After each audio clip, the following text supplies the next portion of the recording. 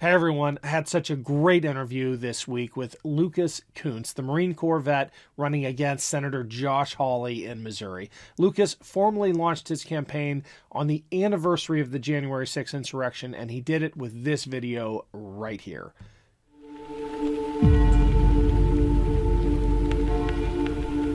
My name is Lucas Koontz. I've done a lot of running in my life. Running to stay healthy, running to fight for my country, running to defend democracy. Oh, and by the way, that guy you're looking at, that's not me. That's our current U.S. Senator Josh Hawley. This guy. Or maybe you'd better recognize him running for his life a few hours later. I swear, this coward's always running from something. And now, this is the guy who's writing a book telling every single one of us how to be a man. Now this is me, Lucas Koontz, running for Senate. I wasn't born with a silver spoon in my mouth, but I did have the support of my community, which made me who I am today. When things get tough, Missourians deserve a U.S. Senator who will stand up for them, not run away. That's why I'm running to replace Josh Hawley, because we couldn't be more different. When his banker daddy sent Joshua to a fancy prep school miles from his hometown, my family in Jeff City was relying on our neighbors to survive bankruptcy and medical bills. When he graduated from law school, he joined one of the world's most elite corporate law firms. I joined the Marine Corps to pay back the community that took care of me.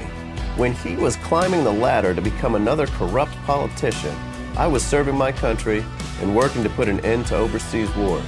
When giant corporations were stripping Missouri for parts, he attacked workers and shipped our jobs away, while I fought to take power back for American workers and small businesses.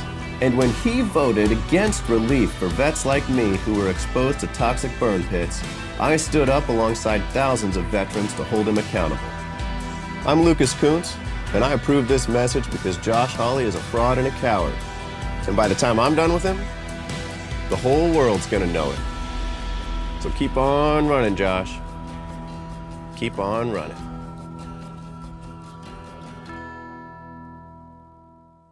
One of my favorite things about Lucas is that he actually seems to be having fun. I'm pretty sure you'll see what I mean. Here's our interview. Thanks for watching.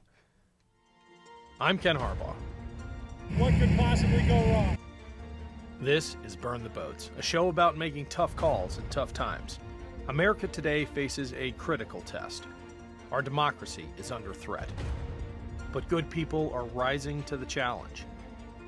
Now is the time to go all in. Now we burn the boats.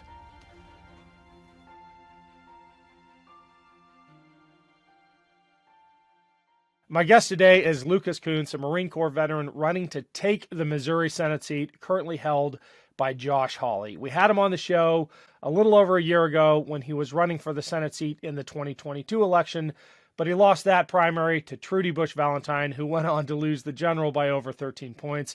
I brought him back on the show to talk about his opponent and what makes this campaign different. Lucas, welcome to Burn the Boats. Yeah, hey Ken, thanks for having me, man. It's always good to be back.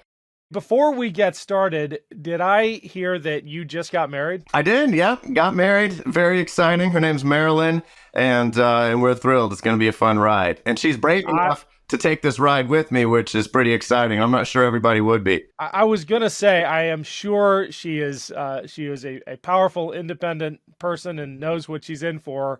But being along on a Senate campaign has got to be one of the toughest intros to marriage that you could possibly script. Yeah, I agree. Like I said, she's a trooper. She actually she went door knocking with me last fall. She's been to a bunch of events, so she's still doing it, even though she knows what she's getting into. So it's pretty good stuff.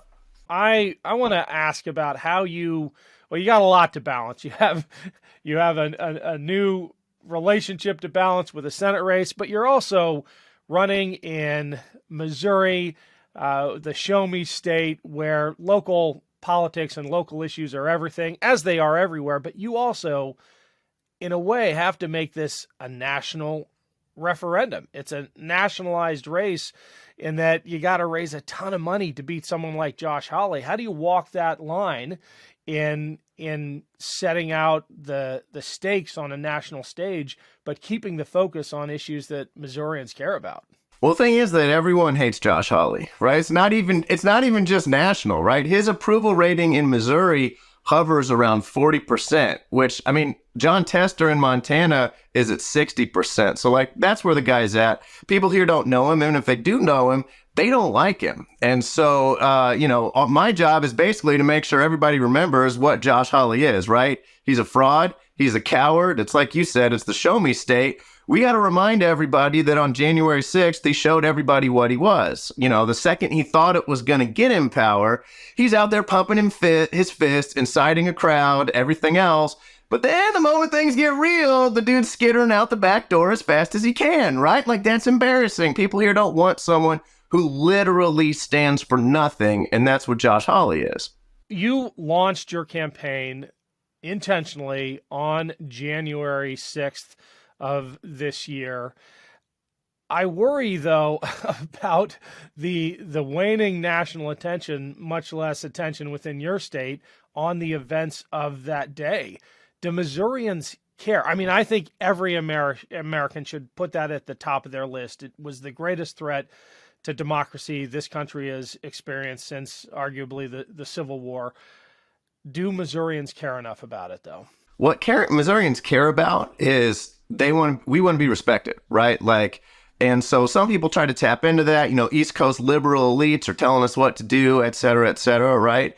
And what Josh Hawley does is he embarrasses us. Again, he embarrasses us in every way. I mean, you know, January 6th, the thing that embarrasses us is that he literally ran away from the thing that he incited, like just a little bit later, right? Like that just shows that all he cares about is power for himself. And when all you care about is power for yourself, you're not looking out for people in the state. People already feel disconnected from him because he's never around. He doesn't care about us, you know. He is one of the coastal elites, basically, that everybody doesn't like, which is why his rating is so low, right?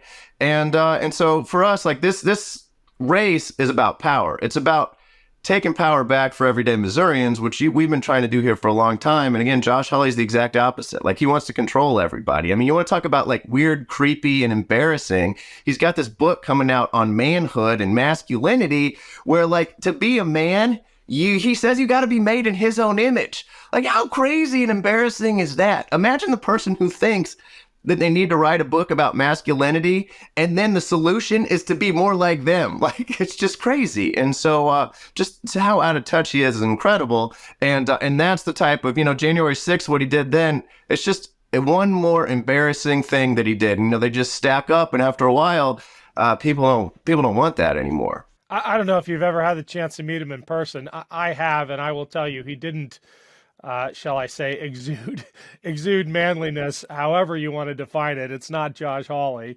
Have you had the chance to meet him in person yet? I haven't, but I hear that over and over again, and that's why it's so weird. I mean, look, I get it that the guy is searching for something, but like, he shouldn't be searching for something with our lives, right? Like, what gives him the right to try to discover himself by controlling all of us? He wants to control us in the bedroom, in the doctor's office, in the workplace.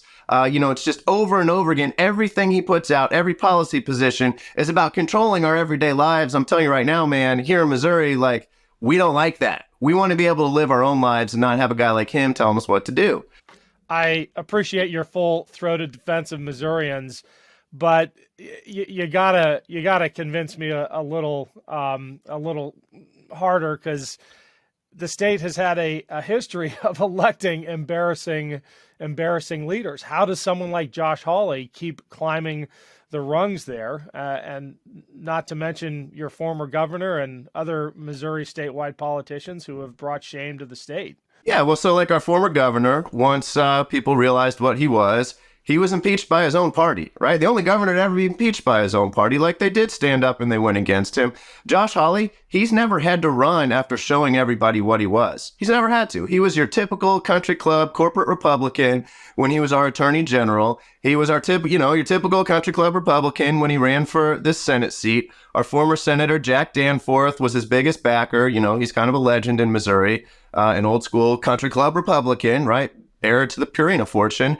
And Jack Danforth now says that Josh Hawley's the worst mistake he's ever made in his whole life. Like, people are turning on him in his own party, just like they turned on Eric Greitens. And so they just like, there's a point where we don't tolerate it anymore. He's reached that point. That's why his approval rating is in the low 40s in a red state, right? Like, it's between like 39 and 43. That's incredible. He shouldn't be anywhere near that, and yet he is, because again, if people who know him, they don't like him. Like, the Trump crowd thinks he's fake. They think he's phony. Like, I mean, he's just, he just oozes weird creepiness. You've gotten to meet him in person. Everybody who meets him is like, oh God, I don't know about that guy. And so what we're going to do is we're going to point that out, and we're going to point out how much he doesn't care about people. And so I'll give you an example of a race like that in Missouri. So in 2016, Jason Kander, another veteran like me, he's an Army guy, obviously I'm a Marine, but he was running against Roy Blunt, who was our long-term U.S. Senator in the 2016 election.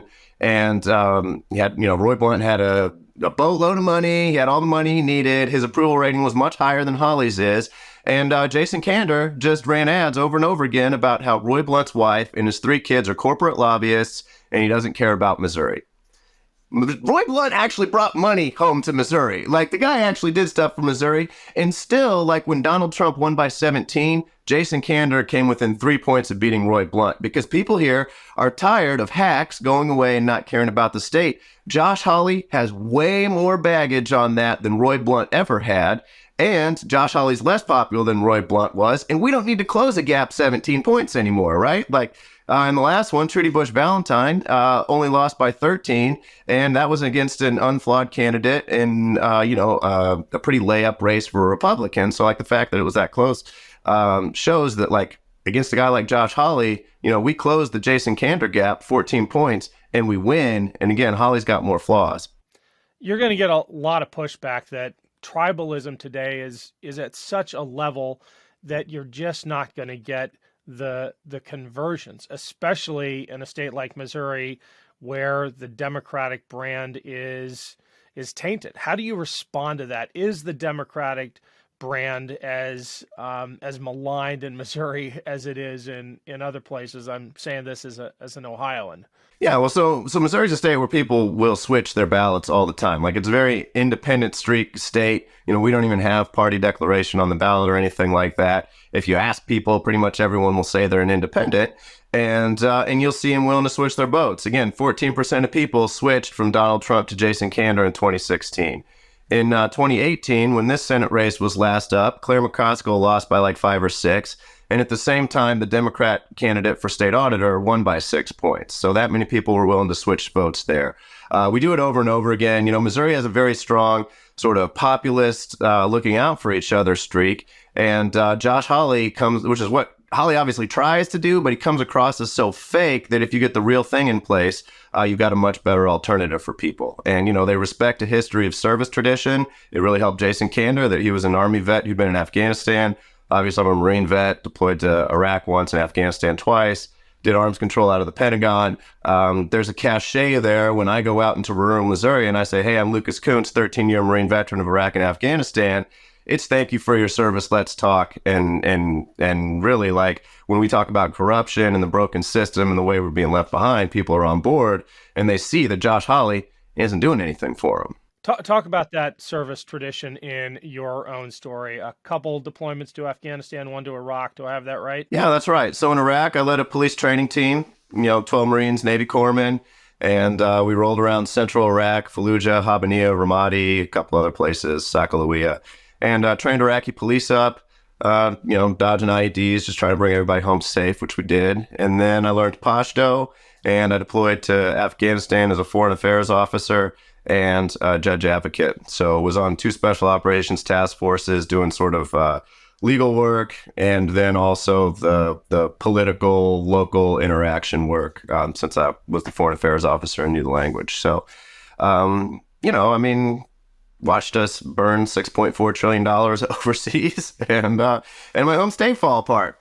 But I was proud to do it, and everyone here understands that service isn't about yourself, right? It's about serving the community, it's about serving the country, and they're appreciative of what I did. And Missouri has a huge percentage of veterans. It's pretty high compared to other states.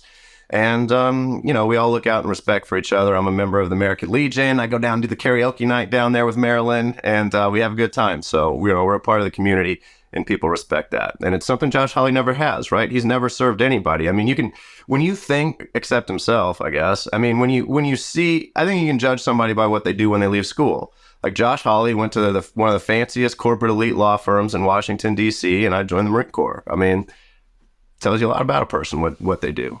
And that service ethic that set you on that path was instilled pretty early on. Yeah. Right? So, yeah, go ahead. So when I was a kid, we didn't have any money. We grew up in a working class neighborhood, which is why this campaign is so hard, right? Boy, if I were an heir to a fortune, or if like Josh Hawley and my dad were a bank president, it'd probably be a lot easier. But yeah, I mean, grew up in a working class neighborhood. My family went bankrupt from medical bills. The only way we made it is because people in that community who had no more than we did, they passed the plate down at church for us. They brought more tuna casserole by the house than we could ever eat. I mean, Ken, I remember sitting in our couch some nights and literally praying. I remember sitting on the couch praying, like, dear God, please let there be a lasagna tonight, because I was so tired of tuna casserole. And, sometimes there was, but usually it was just tuna casserole. But yeah, everybody took care of us. When I was in high school, I kept getting injured running cross country and track. My coach saw that I was getting injured, and teachers pay Missouri's 50th in the nation. And this guy still, when he saw that my parents could only afford one pair of shoes a year, would buy me a pair of shoes secretly and just give it to me so that I wouldn't get hurt. Like, I don't know if I would have gotten into the college I went to if he hadn't done that for me, so I could, be all-state and captain of the team and everything. It's just the way people take care of each other. And actually, the reason I joined the Marine Corps is because when we were younger, we used to volunteer at a soup kitchen at our church. And the guy who ran the soup kitchen, he always asked all the little kids, like, what chores do you guys want to do? And so me and my little sister were always like, oh, we want to do the dishes. We want to do the dishes. And this guy, he was like, man, what is wrong with these kids? Why do they always want to do the dishes? Nobody wants to do the dishes.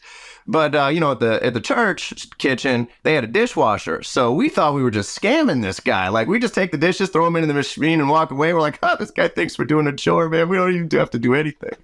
And he figured that out. And a couple years later, when he remodeled his kitchen, he took the time to take his old dishwasher out, put it in his truck, bring it by our house, and have someone install it for us so we could have that. Like that is a true thing, where that's what real service is. You don't expect anything from anybody. You do it even though it's a pain in the rear for you, and you just do it for somebody else because it's the right thing to do. Now, that man was a United States Marine officer in Vietnam, and he would take me down to the Marine Corps League in Apache Flats, Missouri, and I would meet these guys who did the same thing for their community, who took care of each other, and I just, listening to them, watching them, seeing what they did for their community and the service they did was inspirational for me. And it led me to join the Marine Corps and do everything that I did. I didn't realize you were a runner as well. It makes the launch ad that you put out all the more hilarious. Was that inspired at all by your history as a varsity track star? Yeah, yeah, kind of actually. And so we got some more things in the can that are going to be fun with comparisons on him running and not. The team actually asked me if I wanted to be the stunt double for him. I was like, no, man, I will never ever be Josh Hawley. Well, I wanted to ask that as sort of having been on the inside of campaigns, who drew that short straw, having to run like they imagined Josh Hawley would run? Was that some poor campaign staffer? No, it was actually just a friend of a guy who is on the campaign. Yeah, my political director had a friend and has a friend who actually ran in high school. And he was like, you know what? He's like the right height and kind of has the same hair. I think he could do it. And when he asked him, he was like, oh, yeah, I hate Josh Hawley. He's such a fraud. I'll do it. And so he came in. I thought he did a really good job, too. Yeah, me too. It's convincing. What was the reaction in Missouri to that ad? I mean, nationally, it was over the top. People loved it or hated it, as I'm sure you were going for. How did Josh Hawley's constituents respond to it?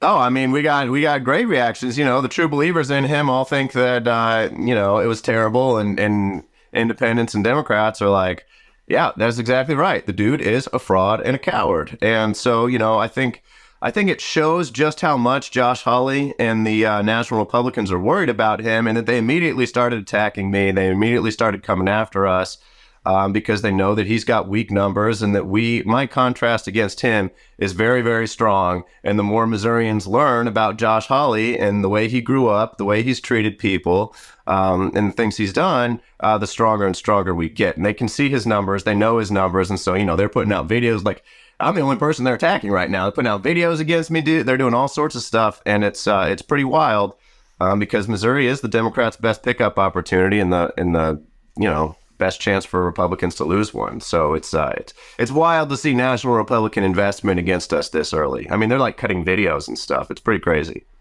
Yeah. All right. We're going to get tactical for a second. Are there other Dems in the race? How are you expecting the primary to play out? No, there's nobody else in the race. I think, like last time, we pretty much cleared the field, and then billionaire beer heiress jumps in the last day. There's nothing really you can do about that. She put an op-ed in the KC Star saying that she's proud she, paved the way for the next person, though. So I think that was nice. She encouraged me on the campaign trail. I helped her out afterwards to run for this. And so I think sort of the big... And I think that's an important point, because you, after you lost to her in the primary, you stepped up and you fought for her, right? Yeah, I did. I mean, I felt like she would represent us better and be a better senator than the other guy. And so, yeah, I mean, I'm not like a prideful jerk. And so if I think that she should win, I went ahead, I campaigned with her a lot. I went across the state for her and surrogated for her some. And didn't work out. But I also knocked a bunch of doors for state rep candidates in the state who actually won. Again, like Missouri, we picked up, it was like 5 or 6 seats in the state house this go around. Like, we have hit rock bottom, and people are just tired of the craziness, and they're tired of the nonsense. And so, I mean, you see that on ballot measures too. Like we passed recreational marijuana on the ballot measure this time. We're also the only state in the entire union that's overturned the anti-union right to work. We did that 68 to 32%. We passed a minimum wage, $5 over the federal level, which is pretty crazy, right? That we did that here in Missouri. We expanded Medicaid over the legislature. We've done a lot of things like that. And so people have been trying to claw back power. And Josh Hawley is just really when I talk about him trying to control everybody and worried about power for himself, like, he's just such a lightning rod for the people who just have been trying to claw back power for themselves, as opposed to other Republicans like Roy Blunt or even Josh Hawley in 2018, where they just like, well, he's just a normal Republican, right? Like, this guy is the antithesis of what everybody wants. And he was against every single one of those, too. You're beginning to convince me, especially when you run down the litany of ballot measures or other issues in the legislature that have taken on a populist flavor. How has the Dobbs decision been received in Missouri? Because right next door in Kansas, there was a resounding defeat for the extremists on the right. Yeah, correct? It's been received the same way. And, there's a coalition of people. As a candidate, I can't be a part of it, but there's a coalition of people who are working on putting a ballot measure on for 2024 to protect access to abortion. And so it's just... the extremism of it is crazy, right? Like, we were the first state to ban it under all circumstances. No rape, no incest exception, no exceptions, period. And again, it's just the control over people's lives, the lack of freedom, and just extremism of it is too much for most people. I think that ballot measure is going to pass here, and it's going to be a big boon for those of us who are running on the right side of that. This is going to be an incredibly expensive campaign. Can you talk about the difference in how you're approaching that versus Josh Hawley? Yeah, well, I mean, I can't really talk about him, but the way that I can talk about it for me, well, I mean, he started his career, he got like $4 million from, like a Joplin zillionaire in Missouri. That's how he got launched. And, he corrupted himself very early. One of the things that I wanted to make sure in my first campaign and going forward is that I never do that. I only want to take money from everyday people. I'm not taking money from fossil fuel executives, no big pharma executives, no corporate PACs, no federal lobbyists. We got a pretty long list. I think it's actually probably the tightest list in the entire country. And so what we do is I want to make sure I only owe, people like those in my old neighborhood who took care of my family when we went bankrupt, so that when I'm in Congress, I only represent them. I don't own any individual stocks because I don't want to make decisions or policy based on a stock portfolio, which a lot of members of Congress are doing on both sides. And so for me, we have a very grassroots campaign. We raise our money in mostly small dollar donations. Our average donation's like $30-something. And, we actually on the first day of this election and the first week of the election, we raised more than any Missouri statewide candidate, Republican or Democrat, in the history of the state has ever done. And so, for a guy like me who had, again, no political connections, was in the Marine Corps my entire career up to the last run, no family wealth, we're trying to pave a path to show how other people can do the same thing because, I think that the biggest threat to our democracy is the money that's being thrown into it, the people who have control over our politicians, the way that our politicians make decisions, not for the people they're supposed to represent, but for everybody else. So we stayed true to that. It was hard. A lot of people told us we were crazy that first campaign. We lost that first campaign to a billionaire. And so, one thing I'm really proud of, though, is everyone who was there for us before is still there. Kind of the big movement we had behind us is still there. It's how we were able to raise so much at the beginning, and the path forward looks good on that. One thing we'll say, though, about the expense of the race is Missouri is actually really cheap compared to other states. And so, like in Florida last cycle, the Democrats spent, I think it was like $100 million on that race to lose by 17. Well, when Jason Kander came within 3 points, he only had $13 million. He spent $13 million in that campaign. You can run a campaign in Missouri for $20 million and you have TV saturation and you're doing get out the vote. So as far as strategic investment of Democrat dollars, basically the three options are Missouri, Texas, and Florida. Florida numbers are worse and it costs you $100 million. Texas number has been about the same. That'll cost about $100 million. Missouri, numbers look good. Josh Hawley is a villain and, you can do it for a fifth of the price. So it's a pretty cool scenario where everything just kind of comes together for us because we don't have any big TV markets. I know you're talking to the donor class right now. That's right. Send us some money, folks. This is where it needs to come.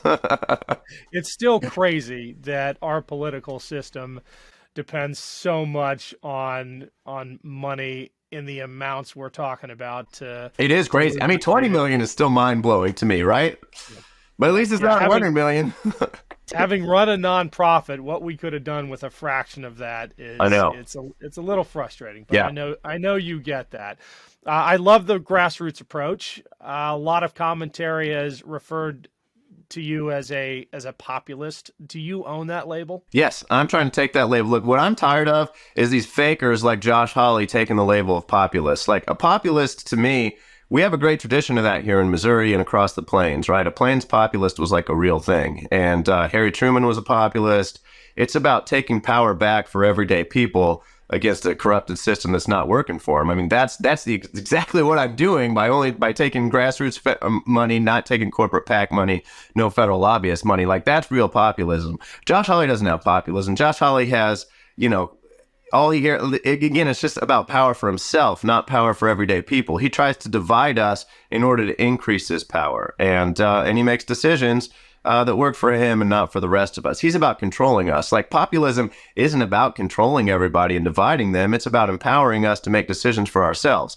And, what I've seen in my entire life is Missourians making real good decisions for themselves in their own personal lives. And the way that we're able to take care of each other, I mentioned the guy with the dishwasher, my coach buying me a pair of shoes, the guys down at the American Legion. I remember, I could just give you story after story, but I tell you what, every man I look at, none of them was anything like Josh Hawley. So just the fact that, he would have this fake populism and his manhood book and everything else, like, it's creepy. And so for me, I own that label. I think we need to take it back because populism is a good thing. Populism is about empowering everyday people. It's not about dividing and conquering. What's the biggest pushback you're getting from fellow Dems, especially within, I'll put it in air quotes, the Democratic establishment, whether related to that populism label or not? Yeah, I mean, some people don't like that label. Others think that we should take that label back, and they are tired of frauds having it, right? And they're tired of the media labeling people like Josh Hawley that. Like, the guy should just be labeled corrupt, creepy, weird, gross. Like, why give him this title of populist? It doesn't make sense. And so we haven't been getting any pushback this campaign. Last campaign I was new. Not a lot of people knew who I was. And so we had to sort of meet everybody and help them adjust to who I am, my story, where I came from, understand my record of service.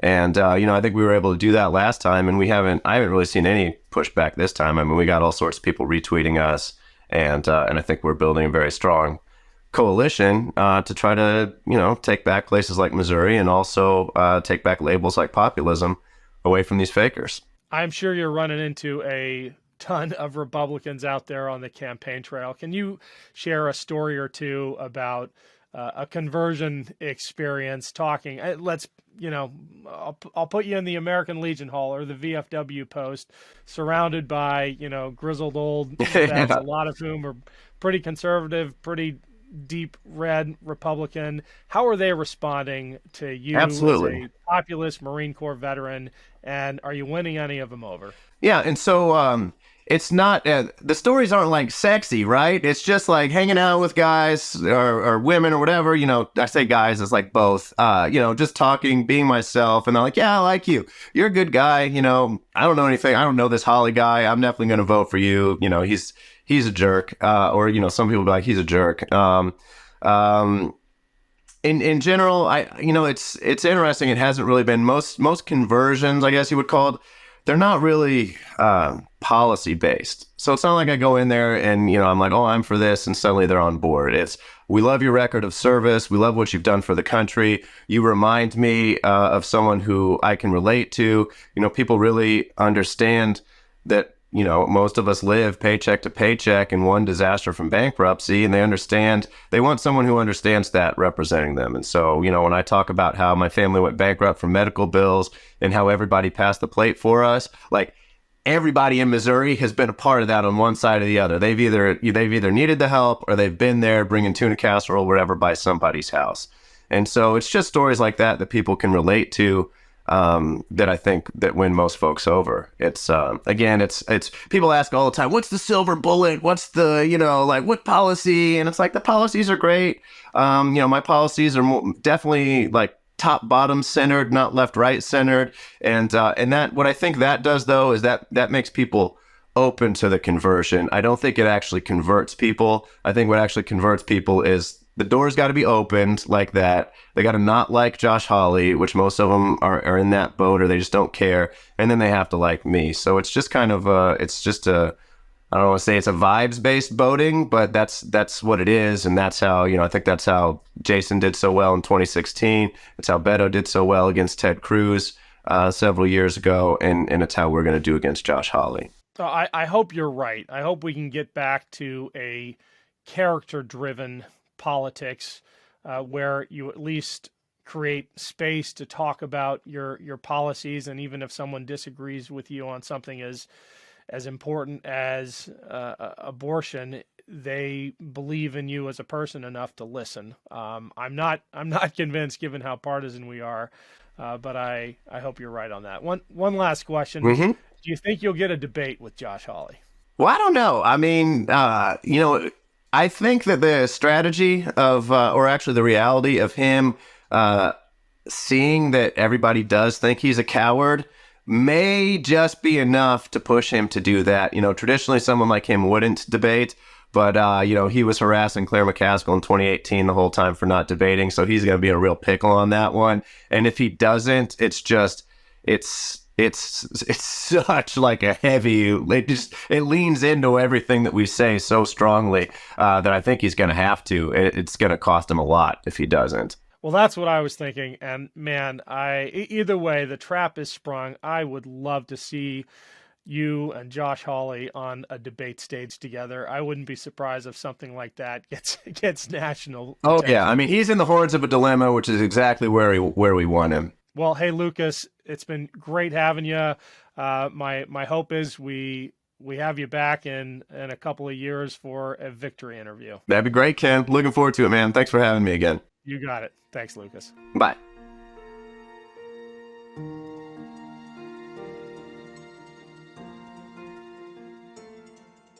The best part of waking up? MAGA Tears in my cup. Check out the new MAGA Tears mug available now at store.MeidasTouch.com. That's store.MeidasTouch.com. It's 100% union made right here in the USA. I know I'm not tired of winning yet. How about you? Get yours today.